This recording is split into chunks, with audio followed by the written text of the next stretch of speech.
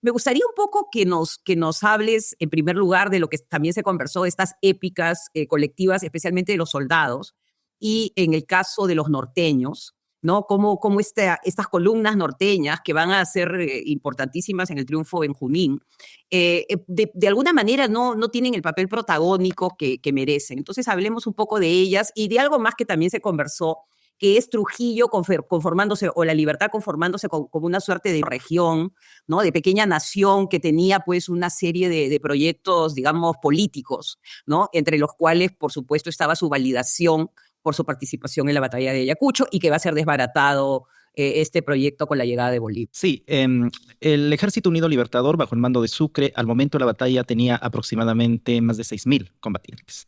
Ese ejército había sido reestructurado o reconformado en el espacio norteño, entre los actuales departamentos de La Libertad, Lambayeque, Cajamarca, Amazonas, Huánuco, Pasco.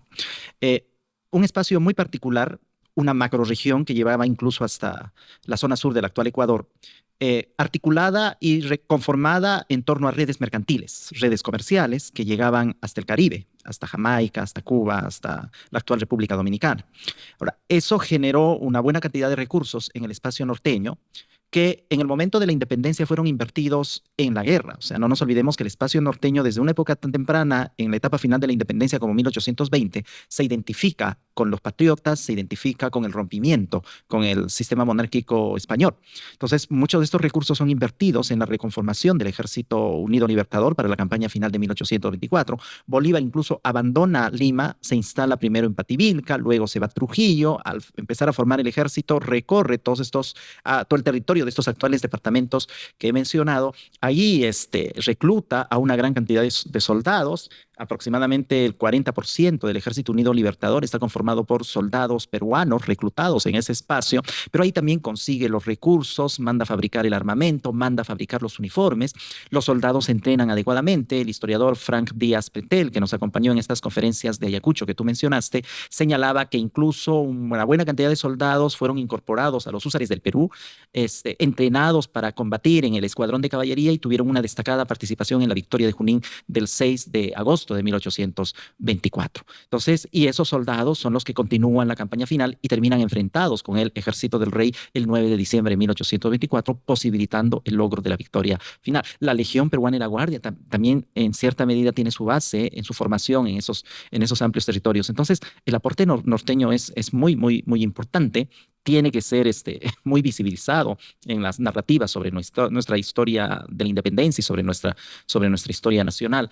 Yo consideraría que sin la participación y sin el aporte de la gran región norteña, la independencia no hubiese sido posible. Bueno, mira, nosotros tenemos una frase que dice: sin Trujillo, el norte y Huamachuco, no hay triunfo en Junín y Ayacucho. Trujillo se convirtió en un arsenal cuando Simón Bolívar instaló acá su cuartel general. Las damas trujillanas hicieron los uniformes, hicieron plantillas para hacer los uniformes. Contribuimos con 100,000 pesos de plata mensuales para Bolívar. José de Orbegoso entregó todas sus cosechas de Chuquizongo para la causa patriota, ¿no? Piura mandó 300,000 pesos de plata, Lambayeque mandó caballos, Guadalupe mandó caballos, Cajamarca hombres, Cutervo, Chota, Chachapoyas 800 hombres. Acá se constituyó y se formó el regimiento Húsares del Perú, regimiento de caballería Húsares del Perú, cuyo instructor fue el teniente Ramón Castilla, y fue el que ganó la batalla de Junín, porque los colombianos y los venezolanos se habían retirado, y fueron los norteños, los peruanos, los que ganamos Junín. Ese es el mérito. Y en Ayacucho estuvo el batallón de infantería Trujillo, formado también acá con el esfuerzo de los trujillanos. Nosotros nos pedimos, reclamamos un lugar en la historia que se reconozca y que se hagan los homenajes merecidos al norte y a Trujillo, que era capital de la intendencia de todo el norte. Todo el norte era desde Pativilca hasta Guayaquil, y todo el nororiente. Éramos un tercio del virreinato. Éramos una intendencia muy rica, con muy buenos recursos. Por eso se pudo hacer acá el Ejército Libertador. Yo solamente pongo un ejemplo. Acá nunca más administraron los españoles después del 29 de diciembre de 1820. En Lima era inestable Lima, por eso no se formó el ejército ayer en Lima. Es solamente un ejemplo. 29 de junio de 1823. Es fusilado José Olaya en la Plaza de Armas de Lima.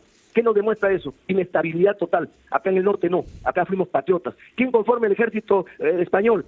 Quechuas, aymaras, arequipeños, moqueguanos. Esa es la tropa española.